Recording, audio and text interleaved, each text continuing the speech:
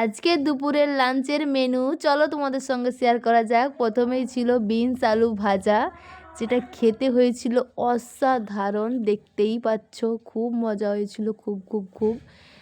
তো আমি এটা দিয়ে প্রথমে খেয়ে নিলাম। তারপরে আমি ট্রাই করতে চলেছি কাতলা মাছের লেজা, যেটা খেতে হয়েছিল অসাধারণ টেস্টি।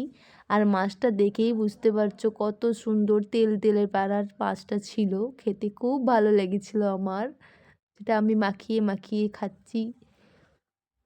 এই যে দেখো কত সুন্দর পেটি লেজাটা, তেল তেল পাড়া। আর খেতে এত মজা ছিল যে আমি খুব মজা করে খেয়েছি।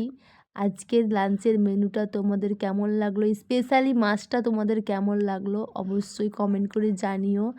এটা আমার